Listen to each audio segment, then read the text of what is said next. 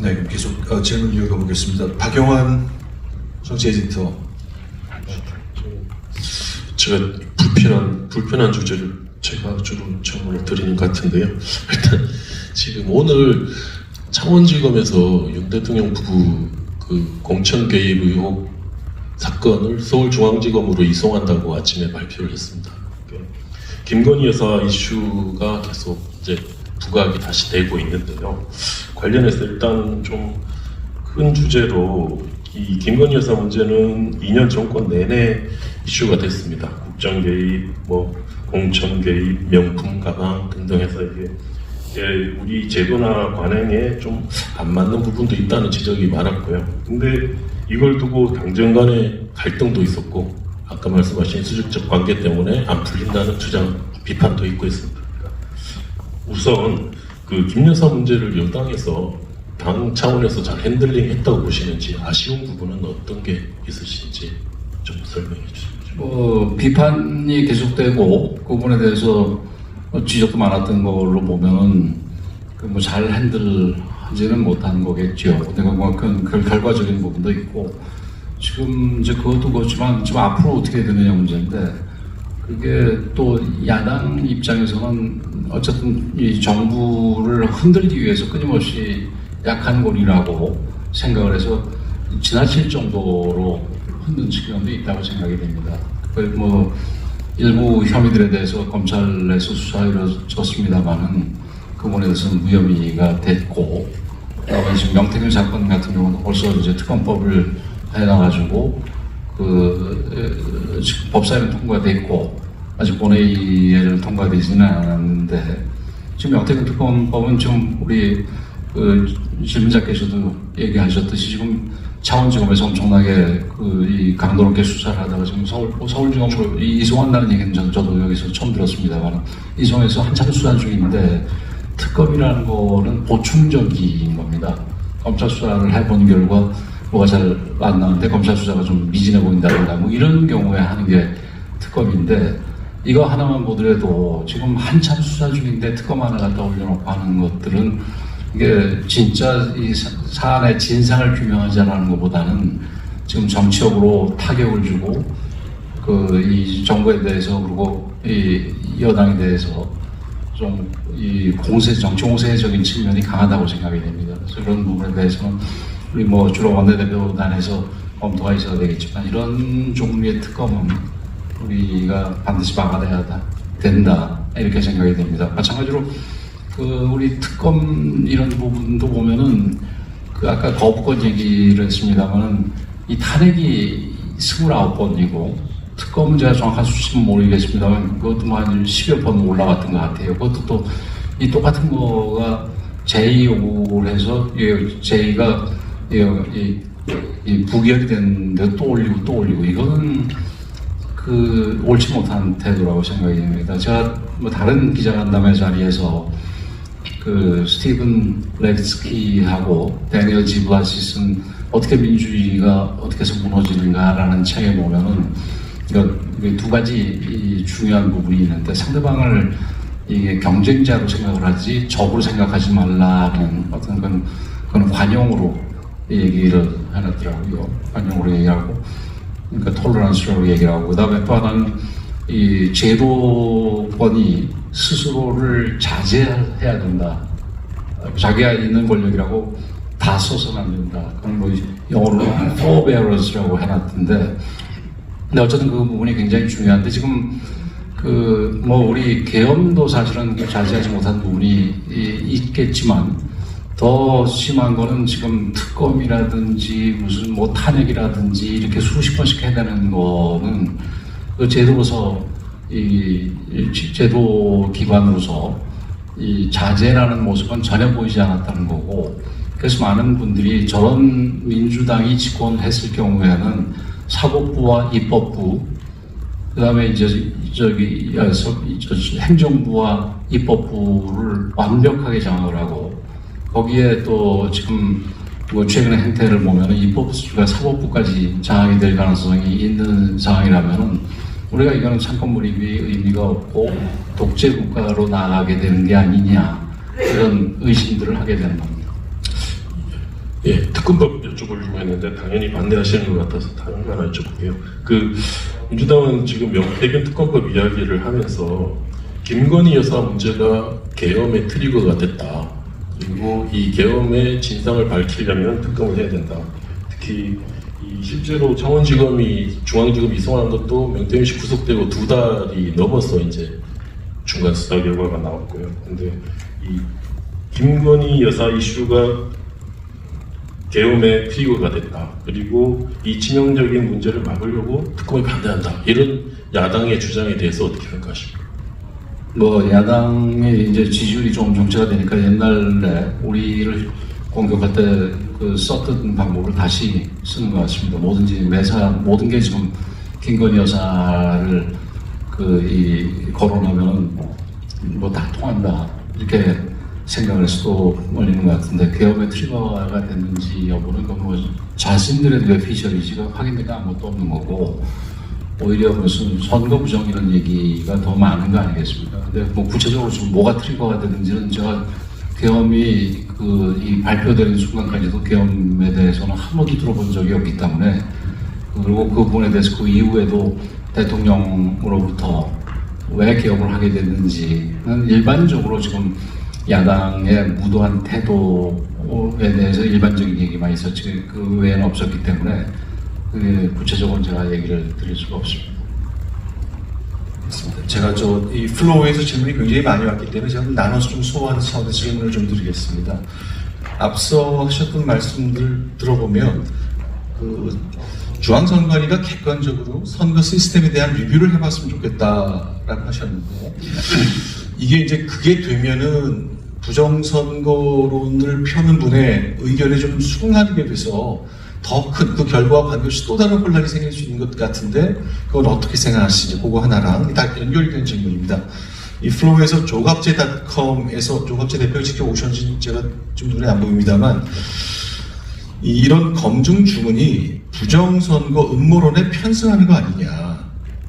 그리고 특히 이제 민주당에서는 2012년 대선 때 김어준 씨 중심으로 박근혜 대통령 당선이 부정선거로 된 것이다는 주장을 편 것에 대해서 민주당이 공청회를 열어서 아예 자체 정리를 했는데 국민의힘, 그러니까 선관위에 요구하기 이전에 국민의힘 차원에서 관련 공청회를 열어서 공론의 장을 만들어서 내부적으로 좀 정리할 계획이 있으신지 또 연결될 질문인데 플로우의 SBS의 최승원 기자가 계신 거 봅니다. 질문하셨는데 이 탄핵 심판 판결이 더 큰 갈등으로 이어지지 않을까 걱정한다 말했는데 구체적으로 어떤 갈등을 말씀하시는 건지 아마 이것도 이 당이 보수 지지층을 좀 편승하는 듯한 느낌, 주도하지 못하고 좀 중심을 잡지 못하는 것에 대한 우려가 연결된 질문인 것 같습니다. 좀 종합적으로 답변을 좀 해주시죠. 우선 더 큰 갈등으로 이어지는 거가 보수 계층을 통제하지 못하거나 아니면 부추기거나 이런 거라기보다는 더 큰 갈등은 제가 분명하게 말씀드렸듯이 그게 인용이 될 때도 걱정이 되고 기각이 될 때도 걱정이 되니까 그건 보수뿐만이 아니라 진보 좌파나 보수층이나 뭐 똑같이 문제가 되는 부분입니다. 근데 지금 그거는 그리고 뭐 부추긴다기보다는 최근에 이 시위 사태의 추이를 보면은 시위가 점점 더 격렬해지고 있지 않습니까? 그래서 그런 걸로 예상을 할 때 기존의 그 시위를 촉발했던 그런 그때 계기보다 지금 탄핵에 대한 결정은 훨씬 큰 계기로 보여지기 때문에 그게 인용이 됐든 기각이 됐든 이쪽이든 좌파든 우파든 그게 굉장히 큰 갈등이 생길 것 같다 이런 취지로 말씀드리는 거를 제가 다시 한번 말씀을 드리고요. 그리고 이 부정선거 음모론에 리뷰하는 거가 편승하는 거 아니냐 그랬는데 지금 계속해서 이게 이 부정선거 음모론이 해소되지를 않고 있습니다. 제가 2020년 선거 때도 올 초 선거 때도 계속 나가서 들은 거가 아까 얘기했듯이 물가 비싸다는 거 외에 또 우리 쪽 서양 분들은 그거 무슨 왜 선거 부정 얘기도 안 하고 선거운동 뭐 하려고 헛수고 하냐 이런 얘기를 굉장히 많이 들었습니다. 근데 다 이렇게 좀 학식도 있어 보이는 분들이거든요.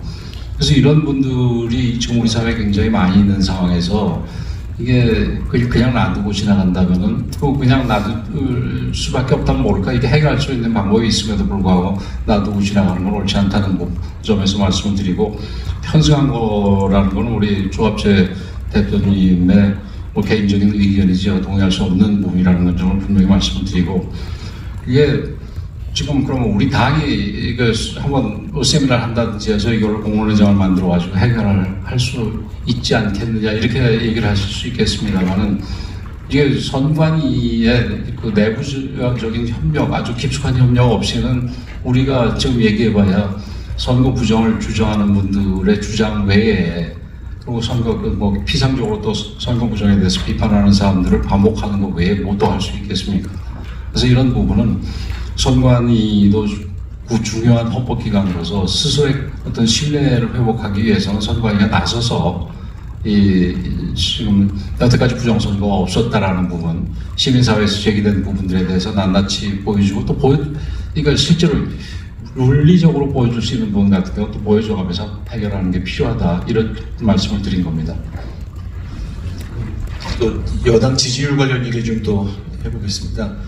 일단 여론조사 결과를 보면은 이제 지난 12월 이후에 계속 그 국민의힘 지지율이 오르는 측면이 있는데, 왜 오른다고 보시는지, 이거는 서옥식 전 연합뉴스 편집국장이 해주신 질문이고, 그 다음에 또 하나는 최근의 숫자를 보면 어디선가 정체된 듯한 느낌을 좀 받고 있거든요. 더 오르지 않고 빠르게 올랐으나 더 이상 오르지 않는다. 이 여론조사의 흐름에 대한 평가는 어떻게 하고 계십니까?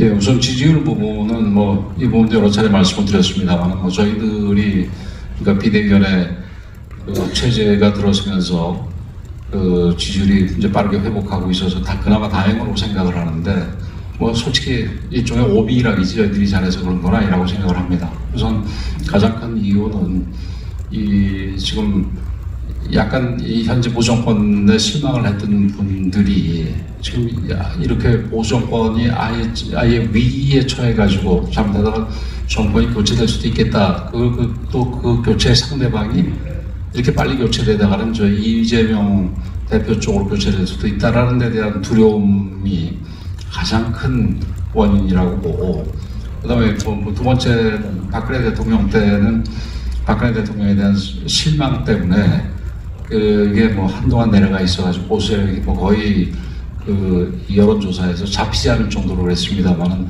그렇게 가다가는 보수 세력이 진짜 망하게 된다라는 부분을 이제는 한 번의 학습 경험으로 그 보수층에서 인식을 하셔서 적극적으로 여론조사에 응한 부분이 그 또 하나의 원인이 아닌가 생각이 되고, 굳이 그래도 좀 당이 좋은 역할을 했다면 이제 더 이상 당정 간의 갈등, 또 당 내부 간의 갈등, 이런 부분에 대해서는 조금 벗어났다, 완전히 벗어났다고 저도 평가하지는 않습니다만 어느 정도 벗어난 부분이 지금 그런 바깥에서 이 생기는 열망을 통해서 올라가는 지지율을 밑으로 끌어당길, 최소한 밑으로 끌어당기지는 않았다라는 말씀은 좀 드리고 싶습니다. 근데 정책 부분은 이게 뭐 지지율이 이렇게 빠르게 올라가게 되면은 사실은 보수층에서 올라가는 거는 쉽지만 중도층에서 올라가는 부분은 조금 더 시간이 걸리고 또 다른 계기가 필요하다고 봅니다. 그래서 그 얘기는 어느 정도 돌아가면 좀 정체 내지는 조정기가 있을 텐데, 그래서 저희는 조정기를, 이 정체기를 좀 이렇게 돌파하기 위해서 나름대로 이제는 안정 쪽에 이 방점을 뒀다면은, 지금부터는 당의 쇄신 쪽으로, 쇄신 부분이 뭐 우리 착하게 살자 이런 게 아니라 이 정책적인 측면에서 좀 우리가 주도적인 역할을, 더군다나 지금 이 행정부의 리더십에 문제가 있는 상황에서 당이 좀 이끌어야 될 필요가 있으니까 그런 부분에서 역할을 좀 해야 되겠다, 이렇게 생각을 하고 있습니다. 네, 계속하시죠. 정책 말씀하셨는데요.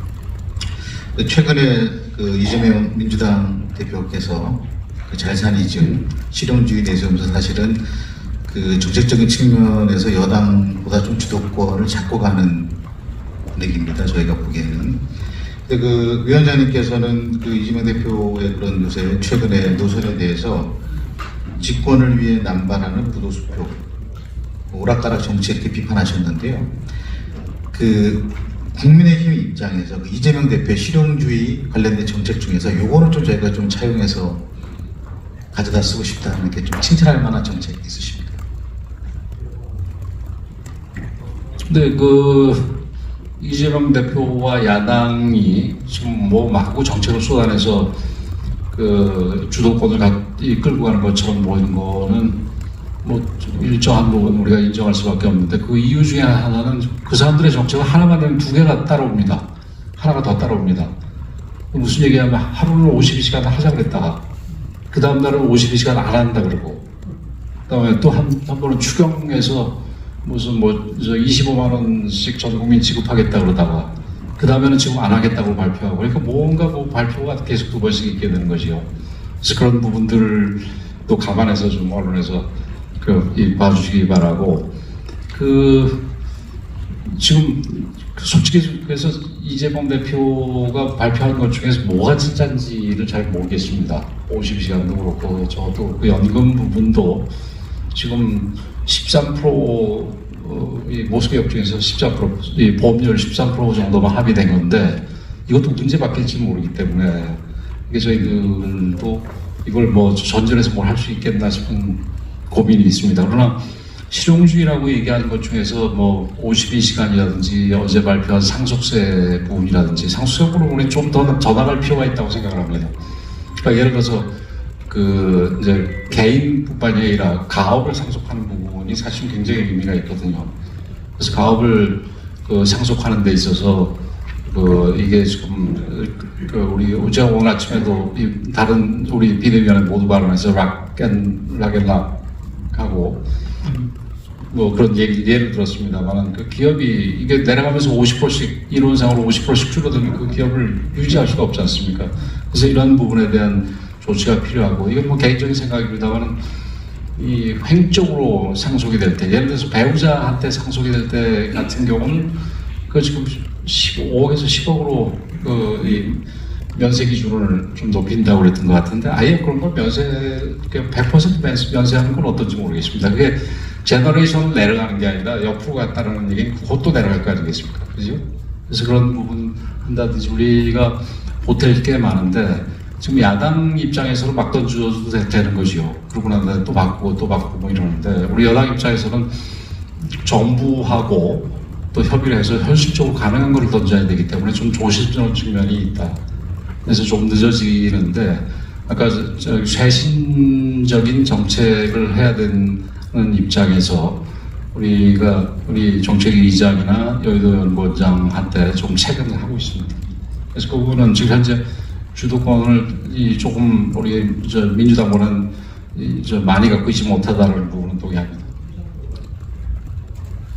네, 지금 계속해서 저희 이제 시작한 지 1시간 30분쯤 지난 시점인데, 좀 전체적으로 답변 들으시면서 어떠셨는지 모르겠습니다. 제가 뭐 좀 종합성 질문 하나 좀 드리자면, 계엄과 탄핵, 이 국면이 가장 중요한 정치 이슈인데, 정리해보면 대통령이 그날 계엄의 밤에 정치인 체포나 국회에서 의원을 끌어내는 문제와 관련해서는 그런 말을 지시했다고도 확언하지 못하지만 안 했다고도 말하기 좀 어려운 단계처럼 말씀을 주셨어요.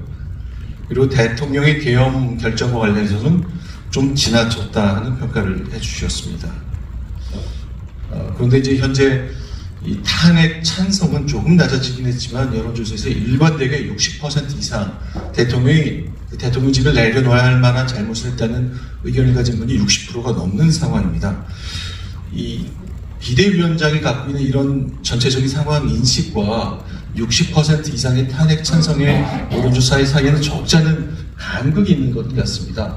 이런 간극 기조는 앞으로 몇 달간, 3개월, 6개월간 정치 일정이 어찌되건 유지가 되는 것인지, 아니면 선거 환경이나 여러 가지 여건에 따라 좀 유턴이든 뭐 어느 쪽 클릭이든 그렇게 바뀔 수 있는 것인지, 그 가능성에 대해서 좀 여쭤보고 싶습니다. 예, 지금 우선 뭐 체포와 관련해서 제가 부정도 안 하고 긍정도 안 했다 이렇게 얘기를 했는데, 지금 대통령께서는 제가 듣기에는 대통령은 뭐 체포하라는 지시가 없었다 이렇게 분명히 얘기를 하시는데, 지금 다른 뭐 군인들이 일부 있었다 그러니까 그거는 그 사법기관의 판단에 따를 수밖에 없다, 이렇게 제가 말씀을 드렸고요. 그 말씀하셨듯이 그 지금 당 지지율로 보면 우리가 민주당보다 조금 앞서는데 그 탄핵에 대한 지지율은 뭐 그거보다 저기 탄핵이 인용돼야 된다라는 게 좀 더 많고 한 10몇 % 많고 계엄에 대해서 잘했냐 잘못했냐 부분에 대해서는 뭐 또 더 탄핵보다 더 많습니다. 뭐 당연한 얘기지만 굉장히 논리적입니다. 뭐 계엄이 잘못됐지만 그래도 탄핵이 돼야 되는 게는 된다고 보기엔 좀 너무 심하다 이런 사람들이 틀림없이 있을 테니까요. 근데 이 부분이 탄핵에 간극이 있는 부분이 그건 우리가 뭐 좋다고 보지 못하지만 우리가 그 예를 들어서 좀 더 우리 당의 신뢰도나 호감도가 올라가게 되면은 우리가 의도하든 의도하지 않든 탄핵이라든지 계엄이라든지 이런 부분에 대해서 그 따라 올라갈 수 있지 않겠나 이렇게 생각이 됩니다. 이게 되게 지금 우리 지금 사회에 이 정치적인 양극화가 굉장히 심화돼서 걱정스러운 상황입니다. 이게 정치가 타협이라고 우리 얘기를 하는데 타협은 뭐가 교차하는 부분이 있어야지 교집합이 그래도 있어야지 타협할 게 있을 텐데 교집합이 거의 남아나지 않는 그러니까 있지 않은 상황입니다. 이런 상황에서는 그러니까 한쪽 그룹에서는 보수한테 유리한 부분에 대해서 뭐 80, 90% 저기 긍정적인 답변을 얘기하고 또 좌파 진보 쪽에서는 그쪽에 유리한 거로 한 80, 90%가 요즘에는 조금 더 많죠. 그 퍼센티지가 이렇게 얘기하는 측면이 있기 때문에 우리 보수가 그러니까 보수층에서도 조금 더 많은 지지, 그 다음에 중도층에서도 저런 당 괜찮겠다 하는 그런 생각을 좀 더 만들 수 있다면은 이런 그 심지어 우리가 의도하지 않았더라도 탄핵이라든지 계엄에 대한 그 탄핵에 대한 저 반대, 계엄에 대해서 이 반대하는 비율도 조금 더 높일 수 있지 않겠나 이렇게 봅니다. 그게 뭐 바람직하고 바람직하지 않고 하고는 별개 문제로 수치로 가치 중립적으로 말씀을 드리는 겁니다. 네, 이제 플로우에서 질문이 몇 가지 더 들어왔는데 좀 마무리 차원에서 여러 가지 좀 소개해드리고 종합 설명을 좀 드리는 걸로 정리를 하겠습니다. 이 민주당이 김건희 여사 특검을 밀어붙일 때 국힘은 김적숙 여사 특검을 요구하지 않는 건 왜 그런 것이냐. 유창하 전 서울시민 시민위원이 질문성 의견을 좀 주셨고요.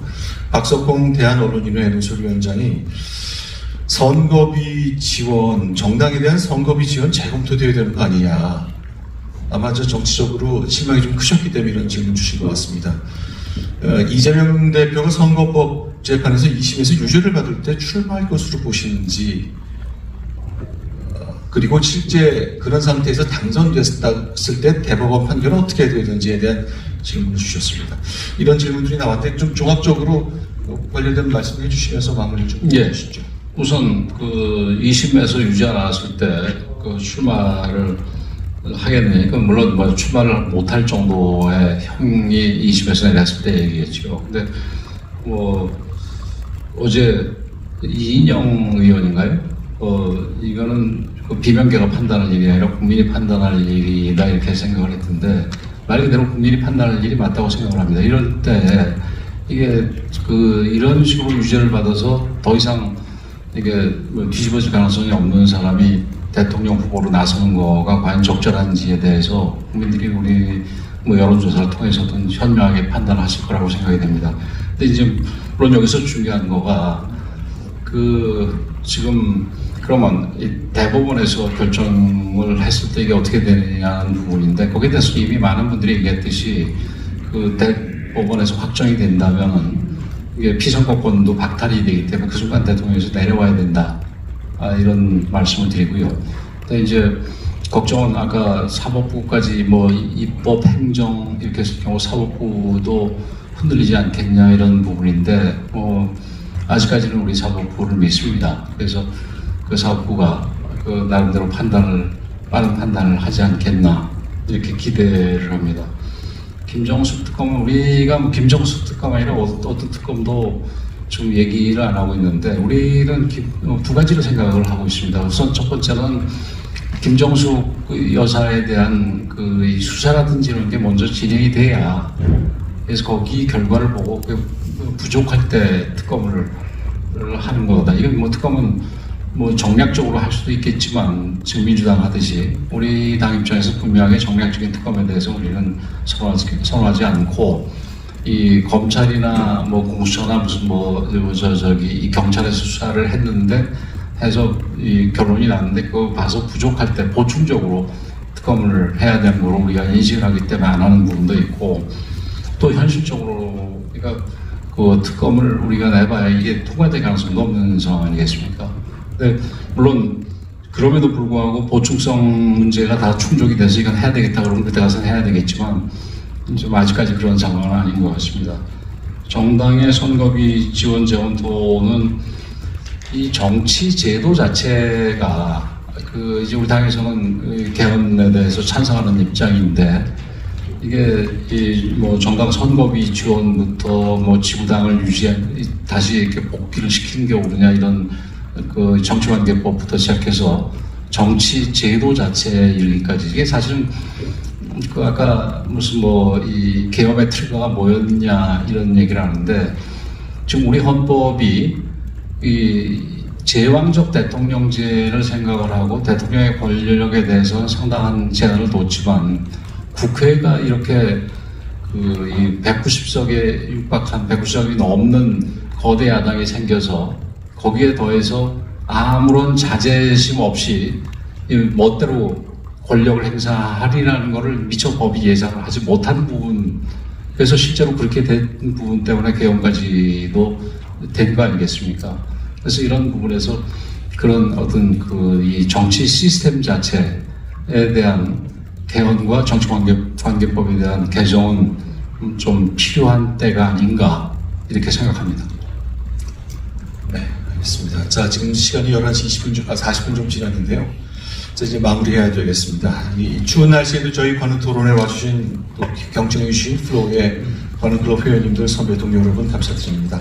또 불편한 질문도 좀 있었는데 성실껏 답변해 주신 권영세 국민의힘 비대위원장께도 감사의 말씀을 드리겠습니다. 저희 72대 관훈 클럽의 저희 집행부도 이 관훈 토론의 권위와 신뢰를 지키기 위해서 더 노력하겠습니다. 앞으로 대통령 선거가 있을 수도 있기 때문에 저희 관훈 토론을 통한 여러 후보자 초청 행사도 필요하다면 준비를 해보겠습니다. 더 공정하고 객관적으로 해보겠습니다. 오늘 함께 해주셔서 고맙습니다. 감사합니다.